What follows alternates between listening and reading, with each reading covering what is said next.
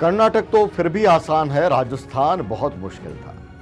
दिल्ली में कांग्रेस के गलियारों में चर्चा आम हो चली है जब से कर्नाटक में डीके शिवकुमार की ताजपोशी और सिद्धारमैया की रवानगी की खबरें सियासी आसमान में तैरने लगी। इसे संयोग कहें या फिर कोई और नई कहानी, बेंगलोर से उड़ा विमान आंधी की वजह से जयपुर में ही उतरा और जयपुर में सिद्धारमैया से मिलने पूर्व मुख्यमंत्री अशोक गहलोत ही पहुंचे।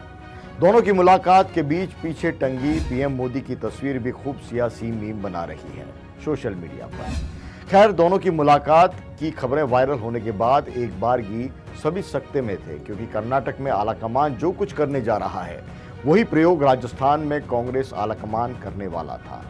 विधायकों की बैठक नहीं हो पाई और उससे पहले विधायकों की बैठक करवाने का दबाव बनाते हुए सचिन पायलट कांग्रेस के पाले से कमोबेश बाहर ही होने को थे। मानेसर कांड और विधायकों की बैठक न हो पाने का मामला आज भी गहलोत और पायलट समर्थकों के बीच तू मैं की वजह बनी हुई है। अलबत्ता दोनों नेताओं ने तो अब कई बार मीडिया कैमरों के सामने हाथ मिला लिए, लेकिन हर मुलाकात के अगले 48 घंटों में कुछ न कुछ ऐसा होता रहा है। यह संयोग बना है या जानबूझकर प्रयोग किया गया है कि लगे सब कुछ अभी भी ठीक नहीं है, सामान्य नहीं हुआ है। आज भी कांग्रेस के अंदर कार्यकर्ताओं से लेकर नेताओं की खेमेबंदी साफ नजर आती है। कई तो समर्थक ऐसे भी हैं कांग्रेस में दोस्तों, जिनका एक भाई कांग्रेस में गहलोत खेमे में है तो दूसरा पायलट के साथ खड़ा नजर आता है। न जाने आती जाती सत्ता में कौन कब नेता मजबूत हो जाए कांग्रेस में। कर्नाटक में जो कुछ हो रहा है, क्या वाकई वो इतना आसान है? सिद्धारमैया माने हैं तो किन शर्तों के साथ और कुर्सी छोड़कर जाएंगे तो समर्थकों के लिए कौन से ओहदों के साथ? राजस्थान और कर्नाटक में कांग्रेस की सियासत में बड़ा फर्क है दोस्तों।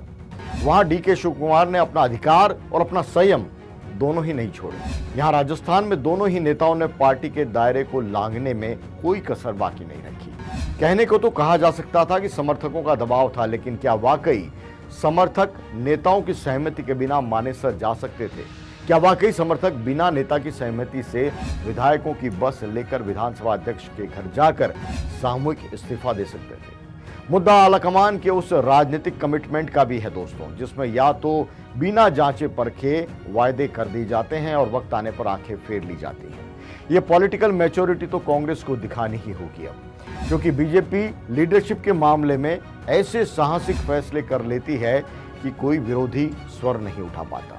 किस पार्टी में कितना लोकतंत्र बचा है, इस सवाल पर बीजेपी अपने फैसलों से खुद को बहुत आगे ले जाकर खड़ा कर देती है। उधर कांग्रेस अपने नेताओं के बोझ से थकी नजर आती है। ये थकान इतनी है कि केरल और तमिलनाडु में मिली जीत का उत्साह और बीजेपी की हार के किस्से भी कांग्रेस की अंदरूनी उलझन और थकन को कम नहीं कर पाती है। अब कर्नाटक में जो कुछ हो रहा है उसकी आने वाली कड़ियां और बाकी हैं। कैसे तो सिद्धारमैया अपना इस्तीफा देंगे और कैसे डीके शिवकुमार अपनी मुख्यमंत्री बनने के बाद अपनी पारी को सजाएंगे, और इनके बीच में किस तरह के समझौते होंगे, किस तरह के वादे होंगे, किस तरह के इरादे होंगे और क्या संवाद होगा।